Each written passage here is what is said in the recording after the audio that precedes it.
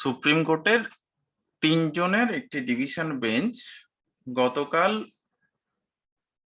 আমাদের যে 97th constitutional amendment হয়েছিল সেই কনস্টিটিউশনাল অ্যামেন্ডমেন্টকে পার্শিয়ালি স্ট্রাক ডাউন করেছে, অর্থাৎ সেই অ্যামেন্ডমেন্টের কিছু বিষয়কে নালিফাইড করেছে বা আনকনস্টিটিউশনাল, নাল অ্যান্ড ভয়েড বলে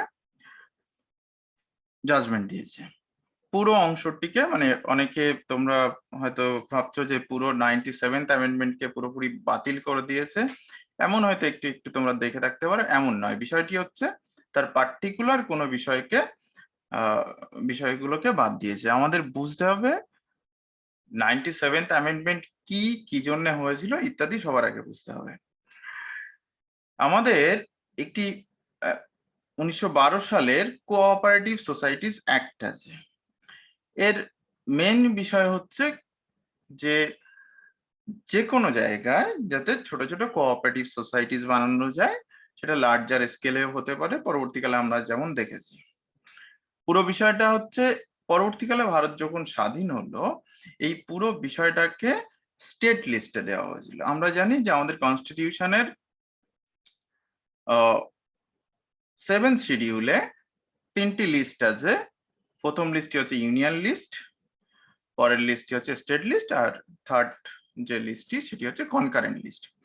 এই যে সেকেন্ড লিস্ট, এই সেকেন্ড লিস্টের এন্ট্রি 32 এর আন্ডারে কোঅপারেটিভ সোসাইটিস এর কথা বলা হয়েছে, অর্থাৎ এটি সম্পূর্ণভাবে স্টেটের সাবজেক্ট। তো এইটা নিয়ে মানে প্রাথমিকভাবে কনস্টিটিউশনে কোঅপারেটিভ সোসাইটিস নিয়ে সরাসরি তেমন কিছু ছিল না। মানে এখন যেমন পার্ট 9B আছে, এমন কোনো পার্ট ছিল না। সেটা পরবর্তীকালে এই 97th অ্যামেন্ডমেন্টের মাধ্যমে এন্ট্রি দেওয়া হয়েছে। যেমন আর্টিকেল 43B আছে এবং 19-এর অর্থাৎ article 19 clause 1 sub clause C তেও এটি বলা হয়েছে। মানে এই পুরো বিষয়টি ওই যে 97th অ্যামেন্ডমেন্ট হয়েছিল তার সেখানে এন্ট্রি করা হয়েছে। কেন এইভাবে কনস্টিটিউশনে এই ব্যাপারটাকে ঢোকানো হয়েছে আলাদা করে? তোমরা জানো যে যে সময় পঞ্চায়েতি রাজ এর কথা বলা হয়েছিল, পঞ্চায়েতি রাজ বা মিউনিসিপ্যালিটি, এই দুটোই ছিল স্টেট সাবজেক্টে। এবং সেই বিষয়টি যখন র্যাটিফাই করা হলো, বা বলা যেতে পারে আমাদের কনস্টিটিউশনে আলাদা করে অ্যামেন্ডমেন্টের মাধ্যমে নিয়ে আসা হলো যে ম্যান্ডেটারি করার জন্যে, সেক্ষেত্রে কিন্তু একটি নির্দিষ্ট পদ্ধতি অবলম্বন করে কনস্টিটিউশনকে অ্যামেন্ড করা হয়েছিল। অর্থাৎ 73rd অ্যামেন্ডমেন্ট বলো পঞ্চায়েতি রাজ যেটাকে আমরা জানি, বা 74th অ্যামেন্ডমেন্ট বলো অর্থাৎ মিউনিসিপ্যালিটির ক্ষেত্রে, যার জন্য আমাদের শিডিউল 11 শিডিউল 12 অ্যাড হয়েছে। উভয় ক্ষেত্রেই যখন পার্লামেন্ট এই অ্যামেন্ডমেন্ট করে একটি প্রসিজিওর ফলো করেছিল। সেই প্রসিজিওর কি? সেটি হচ্ছে, আমরা জানি যে কনস্টিটিউশন অ্যামেন্ড করার জন্য বিভিন্ন পদ্ধতি আছে। যেমন নর্মালি কোনো রাজ্যের নাম চেঞ্জ বা কোনো ভূখণ্ড এদিক ওদিক করা ইত্যাদির জন্য আমরা জানি যে আর্টিকেল 2 এবং 3 এবং সেই দুটো বিষয়ের ব্যাপারটি আর্টিকেল 4 অনুযায়ী হয়, এবং এটি নর্মাল প্রসিজিওর। মানে এখানে খুব কোনো স্পেশাল মেজরিটি লাগে না, ইত্যাদি লাগে না। সেটি কনস্টিটিউশনে চেঞ্জ হলেও সেইগুলোকে কখনোই আর্টিকেল 368 এর আন্ডারে ধরা হয় না। আর্টিকেল 368 মানে কনস্টিটিউশনের একটি আর্টিকেল, যেটি একটি বেসিক স্ট্রাকচারও বটে। বেসিক স্ট্রাকচার ডক্ট্রিন কোথা থেকে এসেছিল? আমরা জানি যে কেশবানন্দ ভারতী কেস 1973 সালে এই ডক্ট্রিনের মানে সূত্রপাত। তো এই আর্টিকেল 368 এর আন্ডারে দুটো প্রভিশন আছে। প্রভিশন 1 এ যেটি আছে যে নর্মালি ইউনিয়ন লিস্ট ইত্যাদি ইত্যাদি চেঞ্জ করতে গেলে কনস্টিটিউশন যেভাবে সেখানে একটা প্রভিশন দেওয়া আছে। আর যদি স্টেট লিস্টের এমন কিছু, ধরো মানে আমরা জানি যে এই মুহূর্তে জিএসটি এসছে, আগের যেটা বলছি যে জিএসটি কেন বলছি, জিএসটির অনেক বিষয় আছে যা স্টেট সাবজেক্টে পড়ে।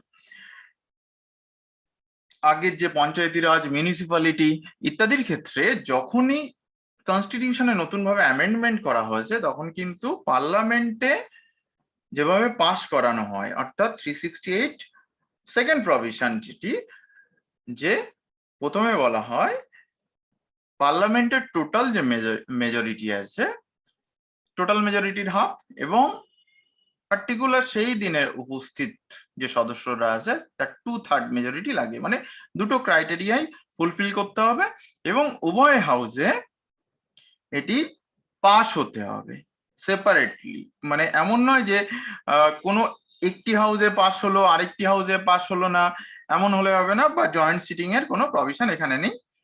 এবং তারপরে বিভিন্ন রাজ্যের কাছে যাবে, অর্থাৎ রাজ্যের যে আইনসভা আছে সেখানে সিম্পল মেজরিটিতে পাস হবে, কিন্তু ভারতবর্ষের টোটাল যতগুলো রাজ্য আছে তার 50% রাজ্যকে এটা স্যাংশন করতে হবে, অর্থাৎ সেখানে পাস করাতে হবে।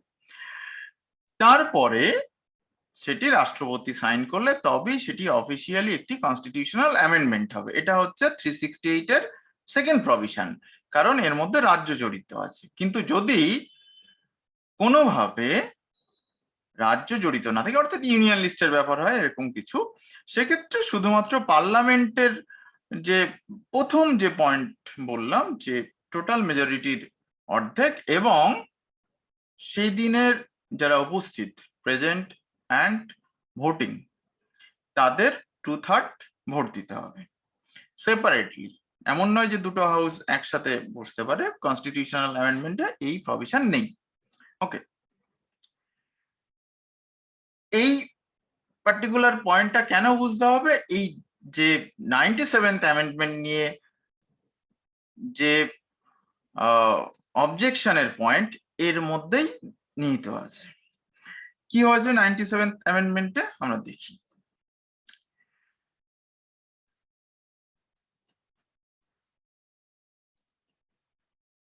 দেখা যাক এখানে 97th কনস্টিটিউশনাল অ্যামেন্ডমেন্ট। 97th যে কনস্টিটিউশনাল অ্যামেন্ডমেন্ট হয়েছিল তার ফলে আমাদের কনস্টিটিউশনে কতগুলো চেঞ্জেস এসেছিল। যদি 1 নম্বর যে চেঞ্জেস যদি বলি, যে কনস্টিটিউশনে এরকম একটি পার্ট 9B অ্যাড হয়েছিল। পার্ট কি, পার্ট বলতে কনস্টিটিউশনের বিভিন্ন মানে একই টাইপের বিষয়গুলোকে এক জায়গায় রাখা হয়। এখানে কোঅপারেটিভ সোসাইটি নিয়ে যাবতীয় বিষয়গুলো এক জায়গায় রাখা হয়েছিল, এটা হচ্ছে পার্ট 9B। এই পার্ট 9B এর আন্ডারে এখানে একটি পার্টিকুলার আর্টিকেল আছে, সে আর্টিকেলটি হচ্ছে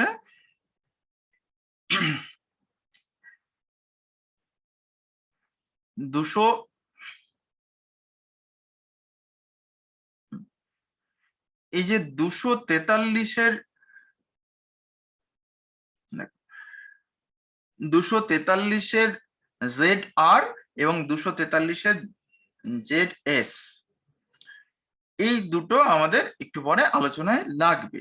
এছাড়া পার্টিকুলার এই পুরো বিষয়টি আছে, ইনকর্পোরেশন অফ কোঅপারেটিভ সোসাইটিস, তার ডেফিনেশন, অর্থাৎ 243-এর ZH থেকে 243-এর ZT এই পর্যন্ত যে আর্টিকেল গুলো আছে solely কোঅপারেটিভ সোসাইটিস নিয়ে আছে এবং এগুলো ইনক্লুড করা হয়েছে 97th অ্যামেন্ডমেন্টের মাধ্যমে। এছাড়া আর কি অ্যাড করা হয়েছিল এই 97th অ্যামেন্ডমেন্টে দেখে নিই আমরা।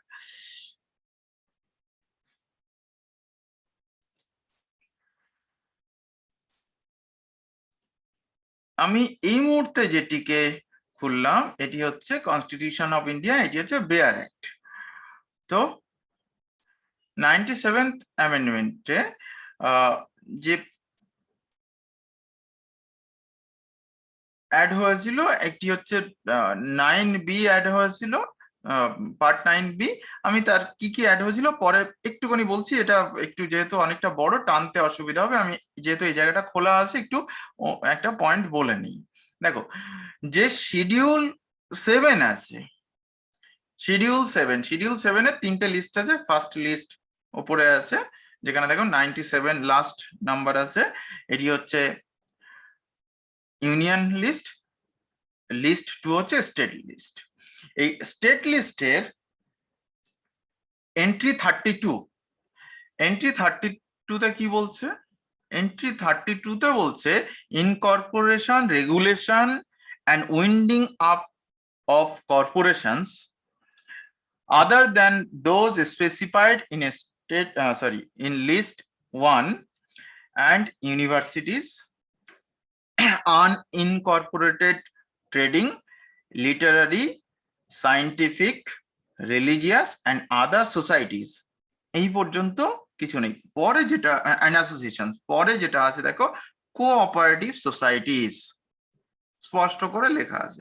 অর্থাৎ কোঅপারেটিভ সোসাইটিস এর পুরো বিষয়টি কিন্তু স্টেট লিস্টের আন্ডারে আছে, সেটা নিয়ে পুরোপুরি কনস্টিটিউশন যে জায়গা দিয়েছে, স্টেটকে জায়গা দিয়েছে, স্টেট সেই নিয়ে আইন তৈরি করবে, স্টেট সে নিয়ে প্রয়োগ করবে, সেটা কিন্তু সেন্ট্রালের কোনো অধিকার নেই, বা অন্তত কনস্টিটিউশন সেটি বলছে। যদি ঠিকঠাক ভাবে কোনো অ্যামেন্ড হয় তাহলে অন্য কথা। এই যে অ্যামেন্ডমেন্ট করা হয়েছিল 97, সেখানে কি ভুল ছিল, কি জন্য এই জাজমেন্ট এলো, সেটা বুঝতে হবে। দেখো আর কি কি চেঞ্জ হয়েছিল আমি যদি একটু তোমাদের দেখিয়ে দিই। এটি বেয়ার অ্যাক্ট কনস্টিটিউশন, মানে আমাদের যেটি অরিজিনাল কনস্টিটিউশন সেটি। বেয়ার অ্যাক্ট আমাদের কখনো মানে কখনো কখনো ছাত্রছাত্রীদেরকেও পড়তে হবে কিছু জায়গা ভালোভাবে বোঝার জন্য। আচ্ছা, let's see, একটু কোথায় আছি আমি, দেখো একটা জায়গায় যখন এসে গেছি একটু বলে নেই, দেখিয়ে দিই। দেখো আর্টিকেল 371,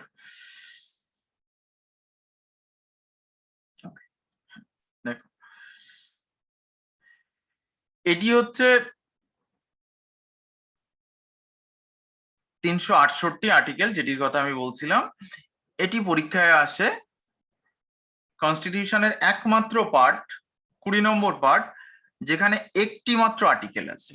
এটি পরীক্ষায় আসে কনস্টিটিউশনের কোন পার্টে একটি মাত্র আর্টিকেল আছে, অ্যামেন্ডমেন্ট অফ দ্য কনস্টিটিউশন। এখানে কনস্টিটিউশন কিভাবে অ্যামেন্ড করা যায় এটি লেখা আছে।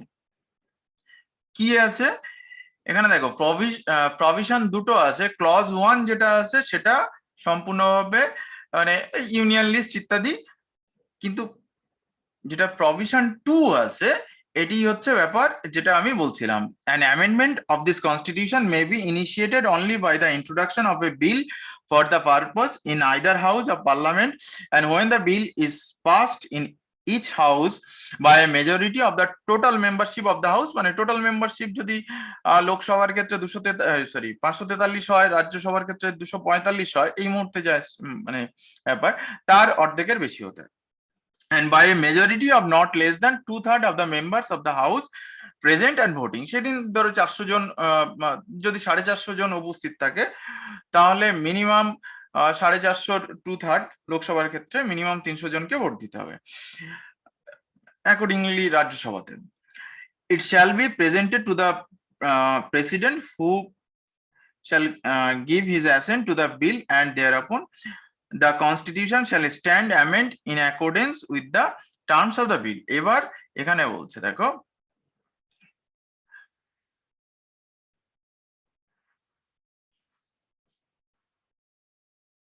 এখানে বলছে দেখো, provided that if such amendment seeks to make any change in article 54 ইত্যাদি ইত্যাদি আর্টিকেলে যদি কোনো চেঞ্জ আনতে চায়, এখানে বলছে চ্যাপ্টার 4 অফ পার্ট 5 ইত্যাদি, এছাড়া any of the list in the 7th schedule, আর মানে ধরো 7th শিডিউলের স্টেট লিস্টে কিছু আছে সেটা থেকে সেন্ট্রালে নিয়ে মানে ইউনিয়নে নিয়ে যেতে চাইছে, কনকারেন্টে নিয়ে যেতে চাইছে, এমন the representation of states in parliament, মানে যে রাজ্যসভায় যে কোন কাদের সদস্য কি হবে, বা লোকসভার ক্ষেত্রে যায়। The provisions of this article কি বলছে, The amendment shall also require to be ratified by the legislature of not less than 1/2 of the states by resolution to the effect passed by those legislature before the bill making provision for such amendment is presented to the president for assent. অর্থাৎ এই টাইপের কোনো বিষয় যদি changes করতে হয় তাহলে প্রথমে দুটো হাউসে আলাদা করে পাস করতে হবে, রাজ্যগুলোয় আনতে হবে, সেখানে পাস করতে হবে, যতগুলো রাজ্য আছে তার মোর দেন 50% রাজ্যে পাস করাতে হবে সিম্পল মেজরিটিতে, দেন রাষ্ট্রপতি সাইন করবে। ওকে, এবার এটা আগে থেকে ছিল 97th হ্যাঁ 97th অ্যামেন্ডমেন্টের আর কি কি অ্যাড হয়েছে পার্ট 9B ছাড়া দেখি, আমি একটু তাড়াতাড়ি নিয়ে নেই, এটা তাড়াতাড়ি যাবে। সরি, হ্যাঁ এই তো বেশ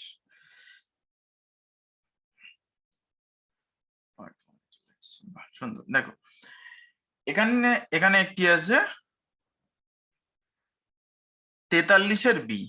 ওকে, promotion of cooperative societies. The state shall endeavor to promote voluntary formation, autonomous functioning, democratic control and professional management of cooperative societies. মানে স্টেটের এটি দায়িত্ব, কারণ এটি ডিপিএসপির আন্ডারে আছে।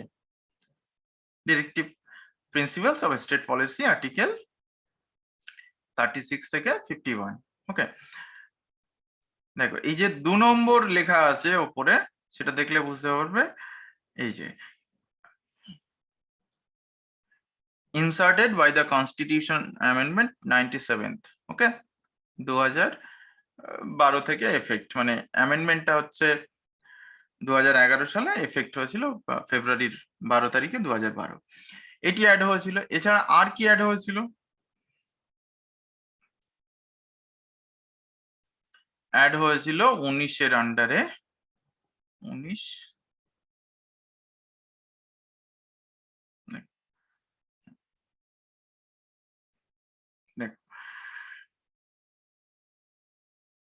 19-এর সি যেটি ছিল to form association or unions, এই পর্যন্ত লেখা ছিল, কিন্তু এই 2 নম্বর অর্থাৎ এক্ষেত্রে ওই 97th অ্যামেন্ডমেন্টের মাধ্যমে কি হয়েছে, কোঅপারেটিভ সোসাইটি শব্দটা অ্যাড করে দেওয়া হয়েছে।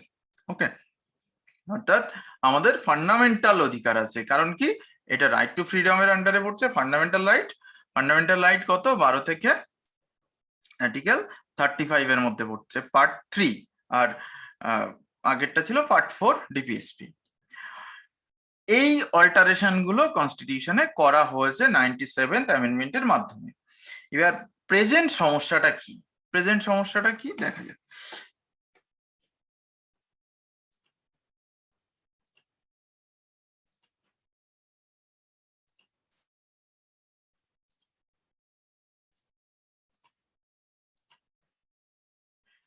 যখন এই অ্যামেন্ডমেন্টটি 2011 সালে করা হয় এবং 2012 সালের 15ই ফেব্রুয়ারি এটি এফেক্টে আসে।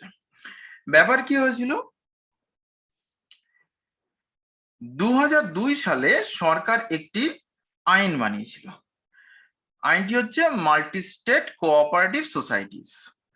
এই অ্যাক্টটি কি ছিল, একটি ছিল যে ধরো কোঅপারেটিভ সোসাইটি যেহেতু একটি স্টেট সাবজেক্ট, ধরে নেওয়া হচ্ছিল যে কোনো একটি স্টেটের মধ্যে এই কোঅপারেটিভ সোসাইটি গুলো সীমাবদ্ধ থাকবে। কিন্তু পার্লামেন্ট 2002 সালে একটি আইন তৈরি করলো, সেই আইনে বলা হলো যে মাল্টি স্টেট মানে এমন কোন কোঅপারেটিভ সোসাইটি হতে পারে যেটি এক রাজ্য থেকে অন্য রাজ্যের মধ্যে মানে বিস্তৃত হতে পারে। তো এমন মাল্টি স্টেট কোঅপারেটিভ সোসাইটির আইন তৈরি করা হলো, এবং এটি সেই সময় আমাদের বাজপেয়ীজির গভর্নমেন্ট ছিল, তারা প্রশংসা পেয়েছিল। পরবর্তীকালে একটা ভাবনা আসতে থাকে যে কোঅপারেটিভ সোসাইটিসকে এই পুরো ব্যাপারটাকে কনস্টিটিউশনের মধ্যে আনলে বা কনস্টিটিউশনাল অব্লিগেশন যদি দিয়ে দেওয়া হয়, তাহলে স্টেট গুলো সেই অনুযায়ী আইন বানাবে। যেমন পঞ্চায়েতি রাজের ক্ষেত্রে হয় যে সবকিছু অ্যাকর্ডিংলি পঞ্চায়েতি রাজ যে কনস্টিটিউশনাল প্রভিশনস গুলো আছে সেগুলোকে ফলো করেই তারা সবকিছু করে থাকে। তো তেমনই একটা উদ্যোগ নেওয়া হলো এবং আলটিমেটলি সেই উদ্যোগের যা সমাপন হলো বা ঠিকঠাক হলো সেটি হচ্ছে ইউপিএ গভর্নমেন্ট, মানে second UPA government Manmohan Singh এর, তাদের আমলে 2011 সালে কি হলো এই অ্যামেন্ডমেন্টটি।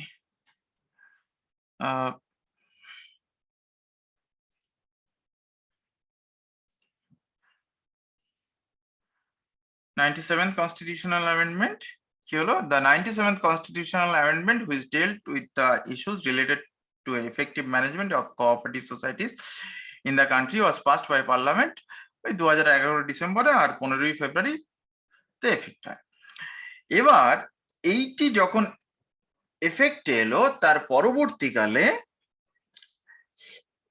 গুজরাট হাইকোর্টে একটি কেস ওঠে। সেই কেসটি কে করেন? রাজেন্দ্র এন শাহ এবং এর সঙ্গে আরো মাসুম এরকম কয়েকজন নাম ছিল, তারা কেসটি করেন। কেসটির ক্ষেত্রে যেটা মানে যাদের নাম আছে রাজেন্দ্র কে শাহ, এছাড়া এছাড়া এখানে ছিলেন হচ্ছে মাসুম কে শাহ, অ্যাডভোকেট ছিল এদের ক্ষেত্রে, অ্যাপ্লিক্যান্ট। ওকে, আর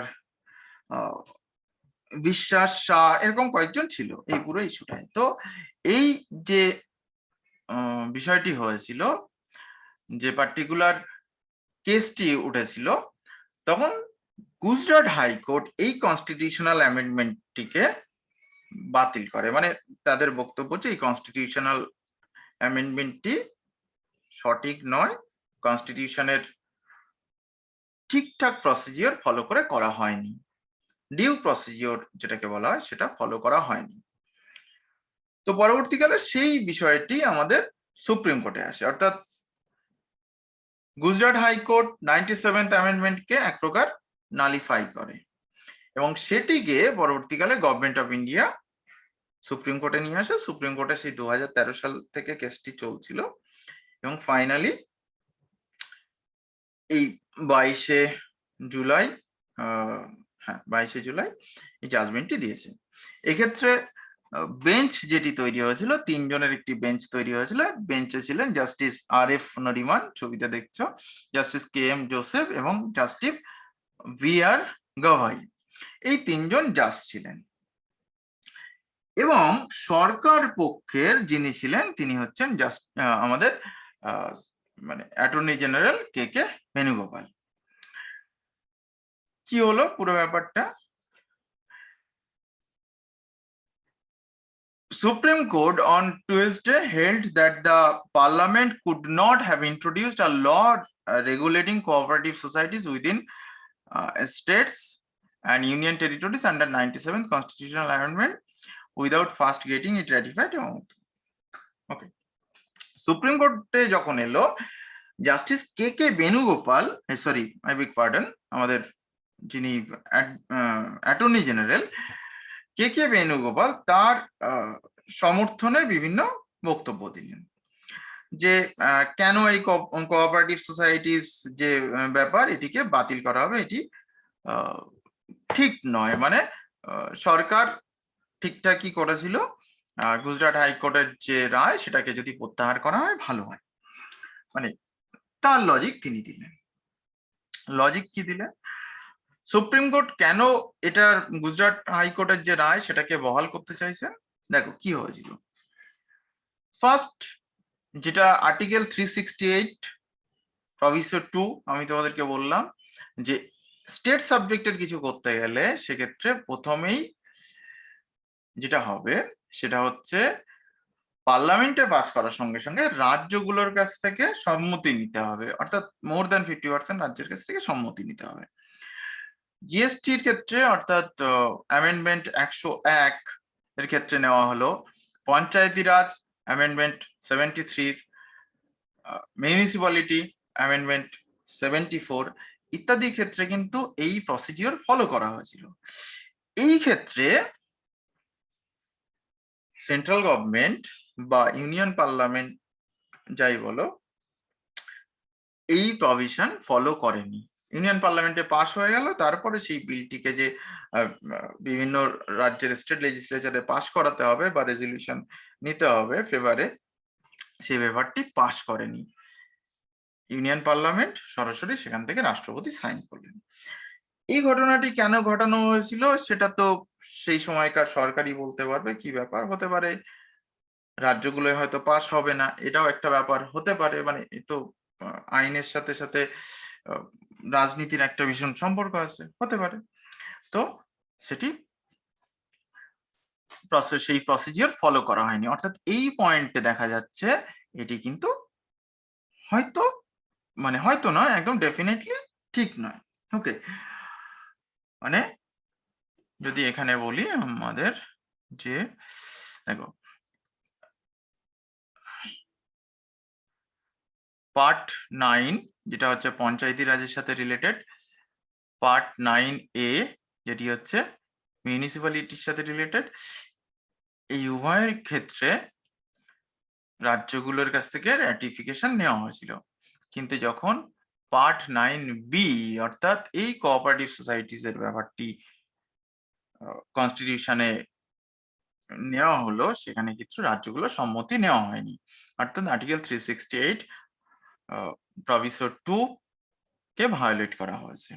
এটা হচ্ছে গুজরাট হাইকোর্টের বক্তব্য ছিল, সুপ্রিম কোর্ট সেটাকে অ্যাকসেপ্ট করলো। হ্যাঁ, গুজরাট হাইকোর্ট এই পয়েন্টটা একদম ঠিকঠাক জাজমেন্ট দিয়েছে। এবার এই যে জাজমেন্টটা, যে সুপ্রিম কোর্ট এই পয়েন্ট যখন বলছে, তখন আমাদের কে ভেনুগোপাল তিনি বিভিন্ন যুক্তি খাড়া করতে শুরু করলেন। কি যুক্তি দিলেন? উনি বলার চেষ্টা করলেন যে দেখুন, আজকে যখন সরকার আছে, মানে আজকের যে সরকার, তো তারা মানে বিভিন্ন রাজ্যের ক্ষেত্রে যদি বলি, সেখানে 17টা রাজ্য কনস্টিটিউশনের এই প্রভিশন অনুযায়ী আইন অলরেডি বানিয়েছে। তাহলে তারা তো এক প্রকার সমর্থন করছে যে মোর দ্যান 50% বা 50% রাজ্যে র্যাটিফাইড হতে হবে, সেই অনুযায়ী সেই রাজ্যগুলো যদি আইন তৈরি করে থাকে এই কনস্টিটিউশনাল অ্যামেন্ডমেন্ট অনুযায়ী, তাহলে তাদের সমর্থন আছে।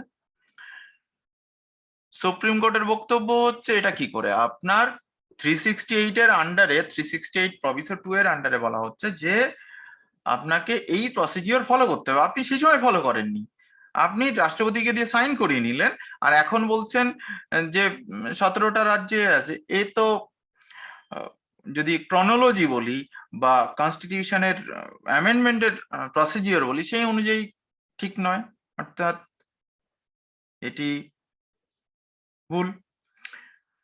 সেকেন্ড লজিক দিল, বললো স্যার, কে বেণুগোপাল এবং তার সঙ্গে যারা আছেন তাদের লজিক হচ্ছে যে এই রাজেন্দ্র সাহা ছাড়া অন্য কোনো ব্যক্তি এটির বিরোধিতা করেনি, কোন রাজ্য অ্যাজ আ স্টেট বিরোধিতা করেনি। তো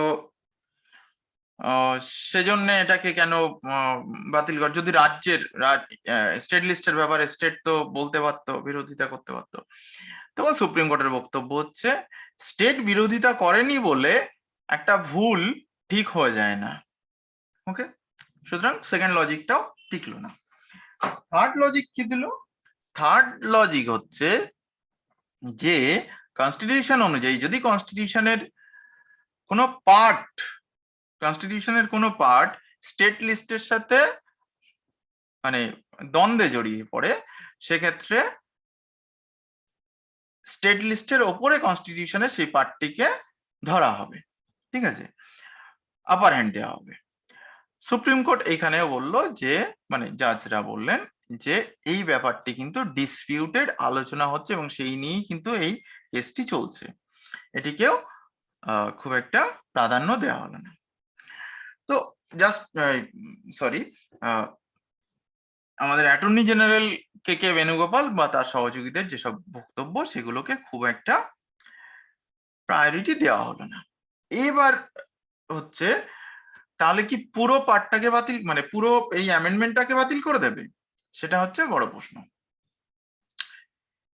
ঠিক এবার কি হলো, এবার আমাদের যিনি কে কে বেণুগোপাল এবং তার সহকারীরা ছিল তাদের মাথায় একটি বুদ্ধি খেলল। তারা বললেন যে কি বলছে যে পার্ট 9B, ঠিক আছে, এটা নিয়ে এভাবে ভাগ করলেন। বলছেন যে আর্টিকেল 246, সরি পেনটা আবার খারাপ, 246 ক্লজ 4, আমি তোমাদেরকে দেখিয়ে দিচ্ছি কি বলা হচ্ছিল ক্লজ 4-এ। ক্লজ 4-এ বলা হলো যে মানে স্টেটের বাইরে অন্য কোনো জায়গায় এমন আইন তো পার্লামেন্ট তৈরি করতেই পারে, কোনো সমস্যা নেই। দেখাই তোমাদেরকে, আমি বেয়ার অ্যাক্ট যেটা আমি খুলে রেখেছিলাম সেটা থেকেই দেখিয়ে দিই তোমাদের সুবিধার্থে। 246-এর ক্লজ 4,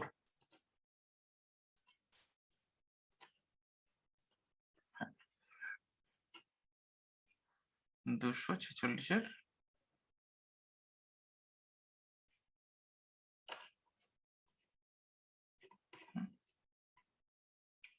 দেখো, এটি আর্টিকেল 246, যেখানে subject matter of laws made by parliament and by the legislatures of states এর কথা বলা হচ্ছে। এখানে ক্লজ 4-এ কি বলতে দেখো, parliament has power to make laws with respect to any matter for any part of the territory of India not included in a state, মানে স্টেটে নেই এমন কিছু, notwithstanding that such matter is a matter enumerated in state list, মানে মধ্য কথা state লিস্টে থাকলেও সেটি যদি কোনো স্টেটের এলাকার মধ্যে না থাকে তেমন কোনো এলাকাতে পার্লামেন্ট চাইলে আইন তৈরি করতে পারে।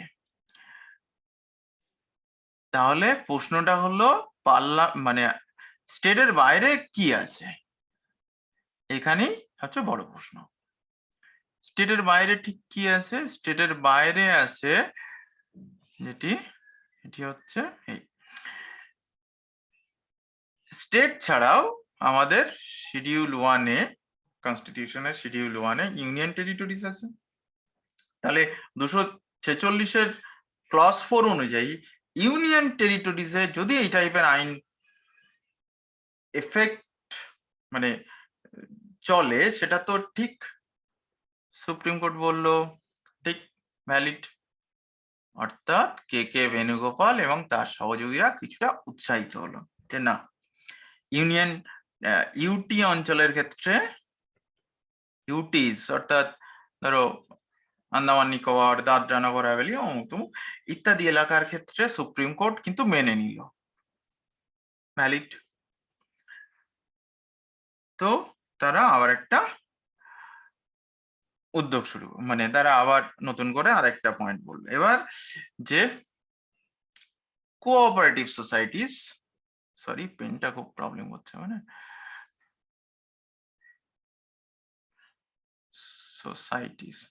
সোসাইটিস এটাকে দুটো ভাগে ভাগ করলাম।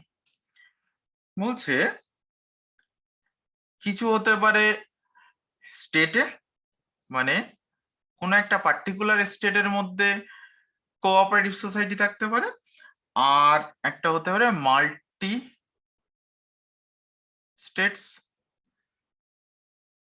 অর্থাৎ 2002 সালের মাল্টি স্টেট কোঅপারেটিভ সোসাইটি অ্যাক্টের আন্ডারে আপনার এইভাবে ভাগ করা যেতে পারে। সুপ্রিম কোর্ট প্রথমেই বললো এই স্টেটের পয়েন্টটা এটা হচ্ছে ইনভ্যালিড। আপনি বা পার্লামেন্ট বা সরকার যাই বলুন, স্টেট লিস্টের মানে সেন্ট্রাল গভর্নমেন্টের কথা বলছি, স্টেট লিস্টের বিষয়ে যেহেতু কাজ করতে পারে না সরাসরি, তো সেক্ষেত্রে কি হবে, স্টেটের কোঅপারেটিভ সোসাইটিজ এর যে প্রভিশন কনস্টিটিউশনে দেওয়া আছে সেগুলো বাতিল হবে, সেটা ঠিক না। রেদার এই মাল্টি স্টেট কোঅপারেটিভ সোসাইটিজ এর যে পয়েন্ট আছে সেটাকে সুপ্রিম কোর্ট অ্যাকসেপ্ট করলো, বললো না ঠিক আছে, এটা কোনো অসুবিধা নেই। এর পয়েন্ট হচ্ছে যে সুপ্রিম কোর্ট কিসের বেসিসে এই একটি অ্যামেন্ডমেন্টের পার্টিকুলার কিছু বিষয়কে অ্যাকসেপ্ট করলো এবং কিছু বিষয়কে বাতিল করলো। কোনটাকে বাতিল করলো পুরোপুরিভাবে, যেটাকে স্ট্রাক ডাউন শব্দটা আসছে, that is state cooperative societies এর ক্ষেত্রে কনস্টিটিউশনের যে প্রভিশনটা 97th অ্যামেন্ডমেন্টের মাধ্যমে ইনসার্ট করা হয়েছে সেটা পুরোপুরি বাতিল, কিন্তু মাল্টি স্টেট কোঅপারেটিভ সোসাইটিজ এর যে ব্যাপার সেটি কিন্তু থাকবে, বা ইউনিয়ন টেরিটরিজ এর যে ক্ষেত্রে যে প্রভিশন আছে সেটি থাকবে। কি সেটি, সেটাই আমি তোমাদের শুরুতে দেখাচ্ছিলাম, এই পাওয়ার পয়েন্ট প্রেজেন্টেশনের একদম শুরুতে যেটা দেখাচ্ছিলাম। দেখো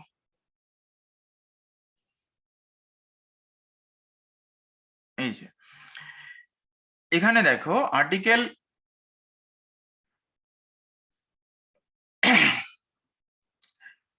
243 ZR, এটি ঠিক আছে, ভ্যালিড, ইউনিয়ন টেরিটরিজ এর ক্ষেত্রে ভ্যালিড ইত্যাদি। ওকে, তাহলে সুপ্রিম কোর্ট এই যে তিনজন জাজ আছেন এনাদের পার্টিকুলার জাজমেন্ট কি, পার্টিকুলার বক্তব্য কি, আমি পরে আসছি। এবার পয়েন্ট হচ্ছে সুপ্রিম কোর্ট কিসের বেসিসে এই পার্টিকুলার একটি সেগমেন্টকে ইনভ্যালিড করলেন আর বাদবাকি দুটো পোর্শনকে ভ্যালিড হিসেবে গ্রহণ করলেন। তোমাদের যদি একটি পার্টিকুলার কেস মনে থাকে, দ্যাট ইজ একে গোপালন কেস। একে গোপালন কেসে কি বলা হয়েছিল, প্রিভেন্টিভ ডিটেনশন অ্যাক্ট যেটি ছিল ভারতবর্ষ স্বাধীন হওয়ার আগে, সেই প্রিভেন্টিভ ডিটেনশন অ্যাক্টের পার্টিকুলার একটি অংশকে বাতিল করে দেওয়া হয়, কিন্তু বাদবাকি অংশকে করা, এরকম বিভিন্ন জাজমেন্ট এসছে। ইনফ্যাক্ট একটি জাজমেন্ট যেটি হচ্ছে 1992 সালে জাজমেন্ট, সুপ্রিম কোর্ট কিসের বেসিসে পার্টিকুলার একটি পয়েন্টকে ভ্যালিড করছে, সরি একটি পয়েন্টকে ইনভ্যালিড করে বাদ দিয়ে দিতে বলছে এবং বাদ বাকি অংশকে রিটেন করতে বলছে, সেটা বুঝতে হলে বিভিন্ন জাজমেন্ট বুঝতে হবে। ধরো একটি জাজমেন্ট 1992 সালের একটি জাজমেন্ট আছে, জাজমেন্টটি মানে কেসটির নাম হচ্ছে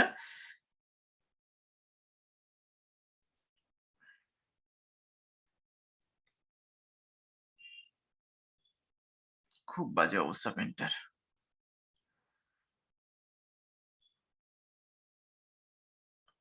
গৃহীত হল্যান কেস। হ্যাঁ, স্পেলিংটা হচ্ছে এটা একটু ভালো করে লিখি, HOLLAN। হ্যাঁ, সরি হলোহান, গৃহীত হলোহান কেস কি ছিল, আমরা জানি 1985 সালে একটি শিডিউল কনস্টিটিউশনে অ্যাড করা হয়। কত নম্বর শিডিউল অ্যাড করা হয়, 10th শিডিউল। 10th শিডিউলে কি ছিল, 10th শিডিউলে ছিল anti defection law. Anti defection law কি, এই পার্লামেন্টেরিয়ান বা লেজিসলেচারে যারা আছে তাদের ডিসকোয়ালিফিকেশন কি কারণে হবে ইত্যাদি। কিন্তু সেই আইনে বা সেই সেখানে অ্যান্টি ডিফেকশন লয়ের একটা পার্টিকুলার বিষয় ছিল যে এখানে ডিসকোয়ালিফাইড হওয়ার পুরো ব্যাপারটা ঠিক করবেন কি, স্পিকার সেটা পার্লামেন্টের ক্ষেত্রে বা রাজ্যের ক্ষেত্রে, এবং এটির কোনো জুডিশিয়াল রিভিউ হবে, মানে জুডিশিয়াল রিভিউ বলবো না, রাদার কোর্টে এই বিষয়টি কোর্ট তার করতে পারে না, মানে সেটি ঠিক বা ভুল এই বিচার করতে পারে না, জুডিশিয়াল রিভিউ। এই পার্টিকুলার প্রভিশনকে সুপ্রিম কোর্ট বাদ দিয়ে দেয় এই কিহেতো হোলোহান কেসে। এটি সম্ভবত ওই 7 নম্বর ছিল, মানে অ্যান্টি ডিফেকশন লয়ে 7 নম্বর প্রভিশন সেকশন ছিল, তো সেই অংশটাকে বাদ দিয়ে দেওয়া হয় সম্ভবত, আমার এক্সাক্ট মনে পড়ছে না। তো ওই অংশটাকে বাদ দেওয়া হয় অর্থাৎ কি, মানে ওই পার্টিকুলার পোর্শনটাকে বাদ দিয়ে দেওয়া হয়, পুরো আইনকে বাতিল করা হয়নি। এই যে কোনো আইনের কোনো পার্টিকুলার অংশটাকে যেটি ভুল সেটিকে বাদ দেওয়া এবং বাদবাকি অংশকে রিটেন করানো যে সিস্টেম, এটাকে বলে ডক্ট্রিন অফ সেভারেবিলিটি বা ডক্ট্রিন অফ সেভারেবিলিটি, ডক্ট্রিন অফ সেভারেবিলিটি বা ডক্ট্রিন অফ সেভারেবিলিটি। মানে এটা ধরো চালুনি নাও তুমি, তাতে কিছু ধরো আমরা বাড়িতে মায়েরা করে না, তাতে কি হয় যে ধরো আটা আটা যখন এরকম করে ঝাড়ে, তো মেন পরিষ্কার আটাটা নিচে নামে এবং কাঁকড় টাকড় গুলো চালুনিতে থেকে যায়। তো ওই যে কাঁকড় গুলো থাকলো, এই কাঁকড় গুলো বাদ দিয়ে দিল। তো এক্ষেত্রেও তাই সুপ্রিম কোর্ট সেটিই করছে, যে অংশটি আইনের ঠিক নয়, যা কনস্টিটিউশনের সাথে ঠিক নয়, ইনকনসিস্টেন্ট, এই টাইপের পোর্শনকে বাদ দিয়ে দেয়। এটি হচ্ছে ডক্ট্রিন অফ সেভারেবিলিটি বা ডক্ট্রিন অফ সেভারেবিলিটি। এই পার্টিকুলার ক্ষেত্রেও মানে আমাদের এই যে পার্টিকুলার 97th অ্যামেন্ডমেন্ট, এই ক্ষেত্রেও কিন্তু সুপ্রিম কোর্ট সেই ডক্ট্রিনই ইউজ করলো, যে কোঅপারেটিভ সোসাইটিসের যদি সেটি মাল্টি স্টেট কোঅপারেটিভ সোসাইটিস এর ব্যাপার হয়, যদি ইউনিয়ন টেরিটরিজ এর বিষয় হয়, সেটিকে রিটেন করতে বললো, কিন্তু স্টেটের ক্ষেত্রে এটিকে পুরোপুরি বাতিল করলো। অর্থাৎ এর মাধ্যমে আমাদের যে কনস্টিটিউশন আছে তার কিন্তু খুব একটা চেঞ্জেস আসবে না। 19-এর 1-এর সি যেমন ছিল তেমন থাকবে, 43-এর বি তেমন থাকবে, শুধু যে পার্ট 9B তার পার্টিকুলার যে প্রভিশন গুলো স্টেটের ক্ষেত্রে প্রযোজ্য সেগুলোকে চেঞ্জ করা হবে। ঠিক আছে, দেখো এখানে তিনজনের ব্যাপারটা একটু বলি। তিনজন যে জাজ ছিলেন, অর্থাৎ তিনজন জাজকে আমাদের এখানে আছেন justice Rohinton Nariman, justice KM Joseph, Kurian Joseph, আর justice BR Gavai.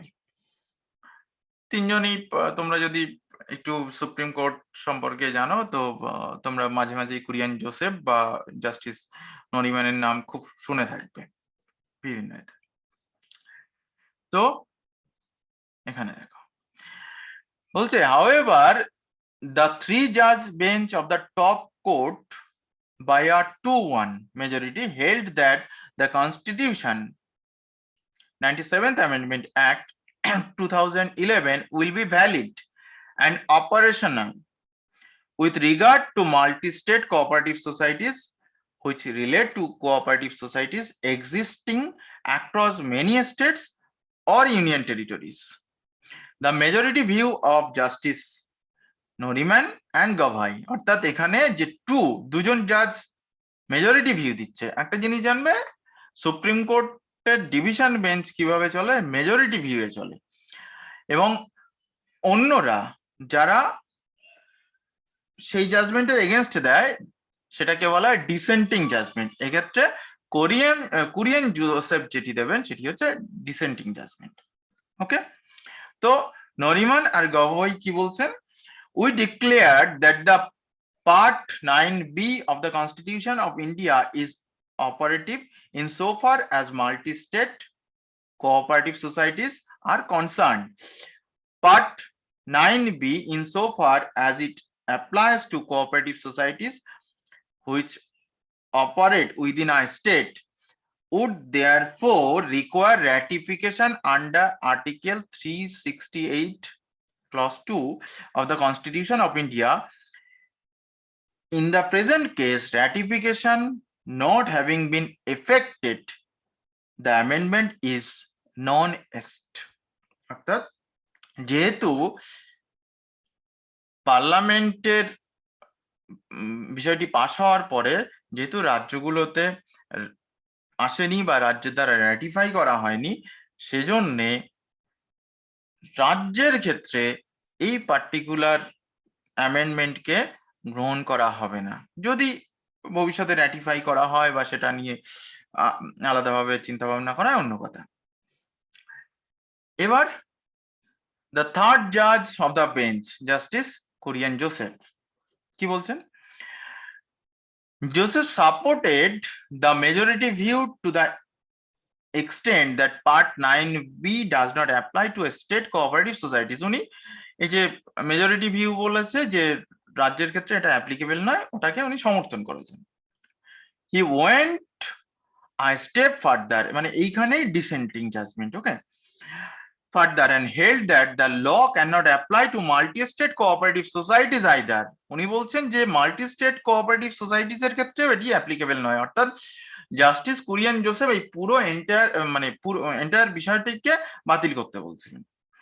Justice Joseph in his separate dissenting view বলতে উনি ব্যক্তিগতভাবে যেহেতু কিছু অংশ দ্বিমত পোষণ করেছেন, said to sustain these provisions the court would have to resurrect the date provisions contained in Article 243ZI, ওই আমি প্রথম দিকে যেগুলো দেখাচ্ছিলাম 224ZQ and Article 243ZT. The doctrine of severability must apply on surer foundations. It is my view that unless the provisions which have been found unconstitutional are kept alive, Article 243R and 243ZQ are plainly unworkable. Article 243 related to multi-state cooperative societies. ওকে, মানে এটা তো আগেই বললাম। অর্থাৎ কুরিয়ান জোসেফের বক্তব্য হচ্ছে justice Nariman এবং গাভাইয়ের যে জাজমেন্ট, তার একটা পয়েন্টে তিনি সমর্থন করেছেন যে স্টেটের ক্ষেত্রে এটি অ্যাপ্লিকেবল হবে না, কিন্তু উনি আরেকটু এগিয়ে গিয়ে বলেছেন পুরো বিষয়টি অ্যাপ্লিকেবল হওয়া উচিত না, মাল্টি স্টেট কোঅপারেটিভ সোসাইটিস এর ক্ষেত্রেও এই বিষয়টি অ্যাপ্লিকেবল হওয়া উচিত নয় যতক্ষণ না পুরো বিষয়টি চেঞ্জ হচ্ছে ইত্যাদি, বা ডিউ প্রসিজিওর বা পার্লামেন্টের যে প্রসিজিওর আছে 368 এর আন্ডারে সেটা মেনটেন হচ্ছে। যেহেতু দুজন জাজ শুধুমাত্র স্টেটের ক্ষেত্রে বিষয়টিকে অ্যাকসেপ্ট করেছেন এবং কুরিয়ান জোসেফ পুরো বিষয়টিকে বাতিল করতে বলছেন, সেজন্য পার্টিকুলার দুজনের যে জাজমেন্ট অর্থাৎ মেজরিটি যে ভিউ সেটিকেই আমরা বা সুপ্রিম কোর্ট ফাইনাল জাজমেন্ট হিসেবে গ্রহণ করেছে। বাদবাকি কুরিয়ান জোসেফের জাজমেন্টটি হচ্ছে ডিসেন্টিং জাজমেন্ট। ওকে, তাহলে পুরো ব্যাপারটা কি দাঁড়াচ্ছে, আমি যদি বিষয়টিকে সাম আপ করি, সাম আপ করলে দাঁড়াবে যে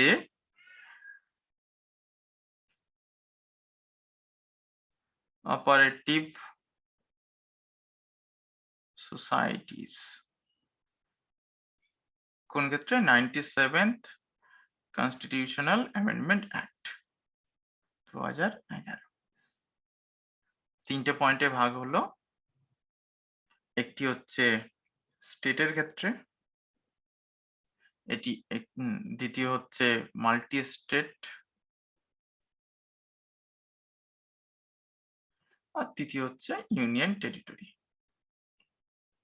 ওকে, সুপ্রিম কোর্ট যেটি অ্যাকসেপ্ট করলো সেটি হচ্ছে এই দুই ক্ষেত্রে এটি থাকবে, অর্থাৎ ভ্যালিড। বাট স্টেটের ক্ষেত্রে বিষয়টি ইনভ্যালিড। এই পুরো যে ব্যাপারটি হলো ডক্ট্রিন অফ সেভারেবিলিটি দ্বারা। ওকে, এটাই হচ্ছে আমার মেন আলোচনার বিষয় ছিল যে কাল থেকে দেখছি এটা নিয়ে চর্চা হচ্ছে। আমাকে কয়েকজন বলেছিল স্যার এটা নিয়ে যদি একটু আলোচনা করেন। আমি বিষয়টা চেষ্টা করলাম, ভালো করে বোঝার চেষ্টা করো যে মানে সুপ্রিম কোর্ট কোনোভাবেই পুরো বিষয়টিকে বাতিল করেননি। এখান থেকে আমরা যা যা শিখলাম, একটা হচ্ছে ডক্ট্রিন অফ সেভারেবিলিটি, যে কোনো পার্টিকুলার যেটি সামঞ্জস্যপূর্ণ নয় সেই অংশটিকে বাতিল করে বাদবাকি আইনকে রেখে দেওয়া হয়। দ্বিতীয়ত 97th যে অ্যামেন্ডমেন্ট সেটির বর্তমান স্ট্যাটাস কি হবে, স্টেটের ক্ষেত্রে সেটি অ্যাপ্লিকেবল হবে না, কিন্তু মাল্টি স্টেট কোঅপারেটিভ সোসাইটি বা ইউটিস এর ক্ষেত্রে অ্যাপ্লিকেবল হবে। এই জায়গাতে দাঁড়িয়ে আছে। এর পরেও যদি এমন হতে পারে যে আমাদের ইউনিয়ন গভর্নমেন্ট চাইলে লার্জার বেঞ্চে যেতে পারে, অর্থাৎ এটা 3 বেঞ্চ জাজের জাজমেন্ট, এক্ষেত্রে হতে পারে যে লার্জার বেঞ্চে অ্যাপিল করতে পারে। সুপ্রিম কোর্ট যদি অ্যাপিল গ্রহণ করে সেটা নিয়ে আলোচনা হতেই পারে। তবে এখানে একটা বিষয় একদমই স্পষ্ট, সেটি গুজরাট হাইকোর্ট বা সুপ্রিম কোর্ট উভয় একই মত। সেটি হচ্ছে কনস্টিটিউশনের 368 এর ক্লজ 2 এর যে পার্টিকুলার প্রভিশন স্টেট লিস্টের কিছু চেঞ্জ করতে গেলে, যেটা হচ্ছে আমাদের কোঅপারেটিভ সোসাইটি কত নম্বর লিস্টে আছে, 32 নম্বর লিস্টে আছে, সেই চেঞ্জ করতে গেলে বা সেই নিয়ে কিছু তৈরি করতে গেলে তাহলে কিন্তু স্টেট দ্বারা র্যাটিফাইড হওয়া প্রয়োজন। এক্ষেত্রে সেই প্রভিশন ফলো করা হয়নি। কেন করা হয়নি কি বৃত্তান্ত সে তো সেই সময়কার রাজনৈতিক পরিস্থিতি বা সেই সময় যারা ছিলেন তারা জানেন। যাই হোক, আমার আলোচনা এখানেই শেষ। আশা করি বোঝাতে পারলাম। এরপরে তোমাদের কোশ্চেন নিশ্চয়ই থাকবে, জানাতে পারো।